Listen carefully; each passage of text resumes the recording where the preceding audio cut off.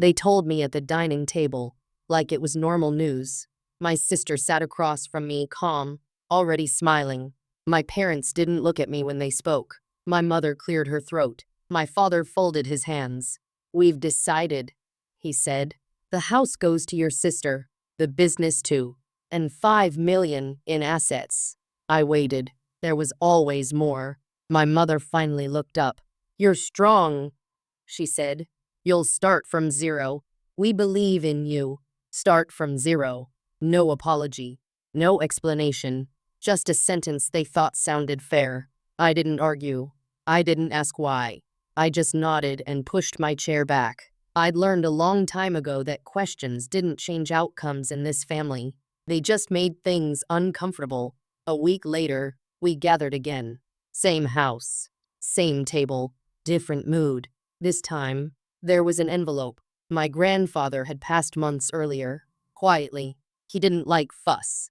My parents said there was a letter he wanted read after the estate was settled. They assumed it was sentimental. Maybe advice. Maybe blessings. My father opened it. He read silently for a moment. Then he stopped. "Before I tell you what happened next, tell me where you're listening from and what time it is right now, because whatever was written on that page changed the room and the people in it in a way none of them expected. To understand why that letter mattered, you have to understand my grandfather. He was never loud. He didn't give speeches. He watched. He listened. And he remembered things other people thought were small. When I was young, he was the one who noticed who showed up early and who left late, who fixed problems and who caused them, who took credit and who took responsibility. He never commented on it out loud. He didn't need to. In our family, my sister Emily was always the favorite. She was charming, confident, easy to praise. My parents built everything around her. The house, the business, the future they liked to imagine. I was useful in a different way. When something broke, I handled it. When numbers didn't add up, I stayed late. When the business needed steady hands, I was there. No applause, no titles, just work that had to be done. My parents called that support. My grandfather called it reliability. I didn't know he was paying attention. I didn't know he kept notes. I didn't know he asked quiet questions when no one else was around. So when my father stopped reading and my mother leaned closer to see the page, I already understood one thing. That letter wasn't written for comfort. It wasn't written to keep peace. It was written to correct something that had been left alone for too long. Before I tell you what was in that letter, you need to know this. My grandfather believed fairness didn't need to be explained. It just needed to be enforced. My father kept reading. Slower now. He didn't say anything out loud. My mother leaned closer, her hand gripping the edge of the table. My sister Emily sat very still, her smile gone, eyes fixed on the paper. No one looked at me. That told me more than words ever could. My father cleared his throat and started again, like maybe he'd missed something the first time. He hadn't. His voice sounded thin, unsure. This wasn't how the day was supposed to go. The plan had already been decided. The future had already been handed out. Emily shifted in her chair. "What does it say?" she asked, trying to sound relaxed. My father didn't answer right away. My mother finally spoke. "Is this about the business?" she asked. Still no answer. I watched their faces change, little by little. Confusion first, then worry, then something closer to fear. The kind that comes when you realize someone saw through you long before you noticed. I stayed quiet. For once, there was nothing I needed to explain or defend.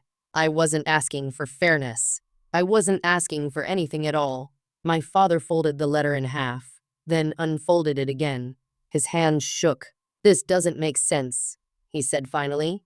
It made perfect sense to me.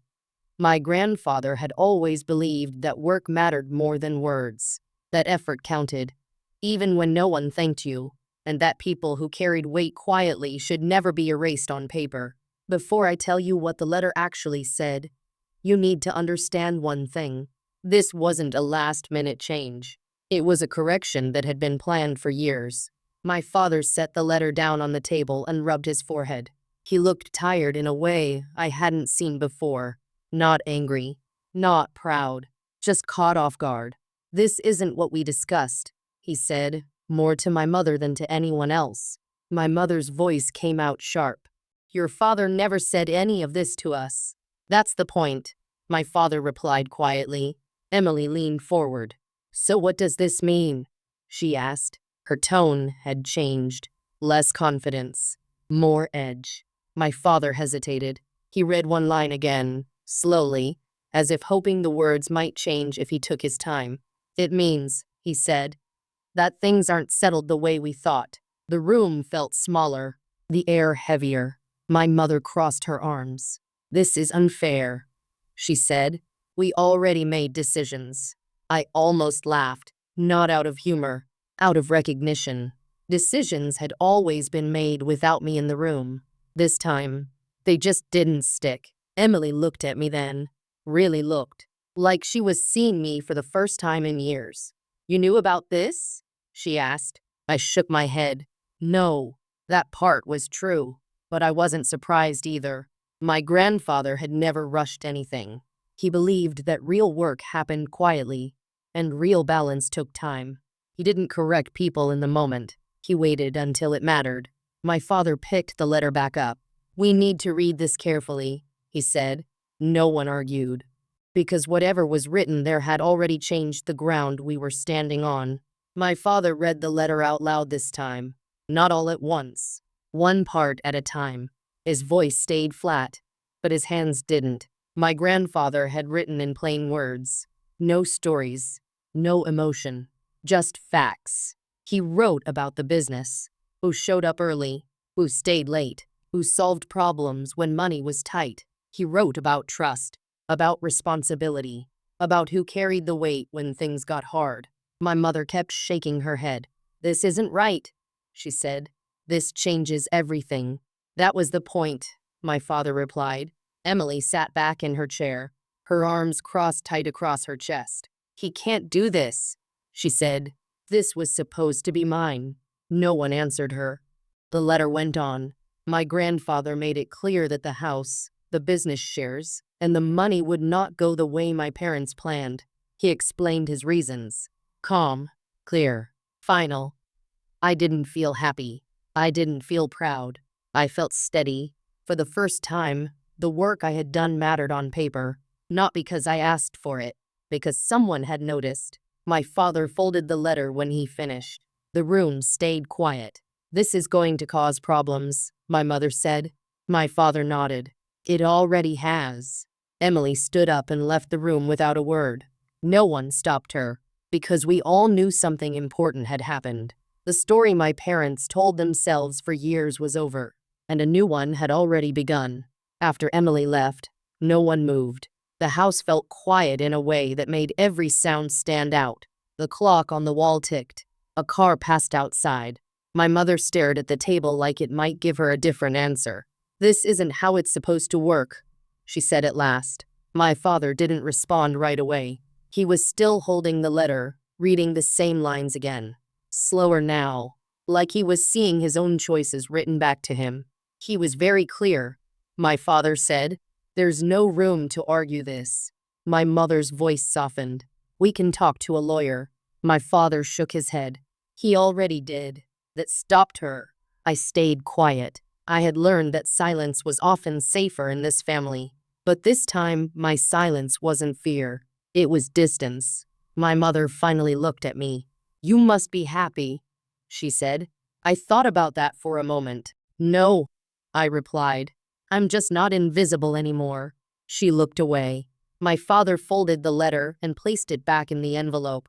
"We'll deal with this later," he said, like later could fix what had already been set in stone.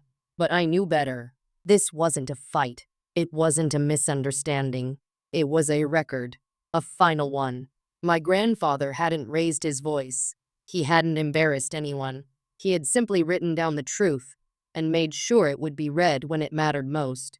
And once the truth is written that way, there's no tearing it up without everyone seeing the rip. The days after that felt slow and uneven. Calls were made. Meetings were set. My parents spoke in low voices. always behind closed doors. The house stayed tense, like everyone was afraid to say the wrong thing out loud. Emily didn't come back for a while. When she did, she acted like nothing had happened. She talked about plans, about changes she wanted to make, about how things would work once this was sorted out. She never asked me anything. She spoke past me, like the letter hadn't shifted the ground under all of us. My father listened more than he talked. That was new. One evening, he sat across from me at the kitchen table. "Your grandfather saw things differently than we did," he said. It wasn't an apology, but it wasn't denial either. "I know," I said. He nodded once. "He trusted you." That landed harder than everything else. For years, trust had been something I gave, not something I received. I carried work. I carried risk. I carried silence. And now, suddenly, someone had written it down and signed his name to it. My mother avoided the topic completely. She focused on schedules, meals, errands, anything but the letter. Emily stayed distant, cold, like distance might undo ink. But nothing changed back, because no matter how uncomfortable it made everyone, the letter existed, and it said what it said. And for the first time in this family, the truth wasn't something that could be talked around. The lawyer confirmed everything a few days later. No confusion, no loopholes. My grandfather's wishes were clear and legal. The house, the business shares, and most of the money were not going where my parents had planned. Emily stopped calling after that. My mother tried once. "This is tearing us apart," she said. "Your grandfather didn't mean to cause this much trouble."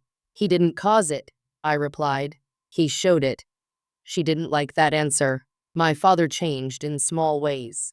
He asked before assuming. He paused before speaking. It was like the ground under him had shifted and he was learning how to stand again. I moved out not long after. Not out of anger, out of clarity. I found a small place of my own.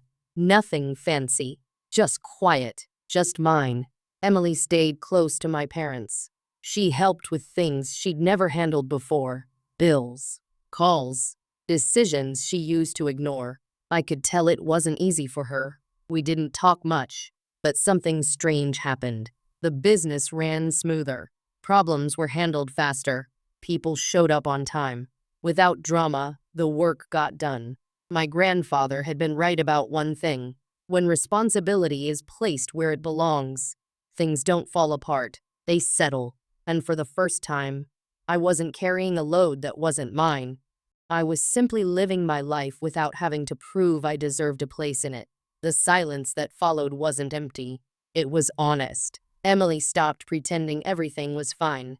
My parents stopped pretending this would blow over. No one said it out loud. But we all knew the family had changed shape. My father called me one evening. "Your grandfather trusted you for a reason," he said. His voice wasn't sharp this time, just tired. "I know," I replied. That was enough. I didn't celebrate. I didn't feel like I'd won. What I felt was relief. The kind that comes when something heavy is finally set down. Emily and I spoke once after that. Short, polite, careful. She didn't apologize. I didn't ask for one. Some things don't need to be said to be understood. I spent more time alone, walking, thinking, making plans that didn't include explaining myself first. The house, the money, the business, none of it mattered as much as the quiet that followed. Because for the first time, my life wasn't being decided at a table I wasn't invited to speak at. It was mine, and that made all the difference. Months later, things settled into something new. Not warm, not perfect, just real. My parents adjusted, slower than they wanted to, but they did. They stopped telling people how things were supposed to go and started dealing with how they actually were. Emily built her life differently than she planned. Smaller, harder, more hands-on. We stayed distant, but civil. That was enough. I kept my space, my work, my quiet. One afternoon, I found a copy of my grandfather's letter in a box of old papers.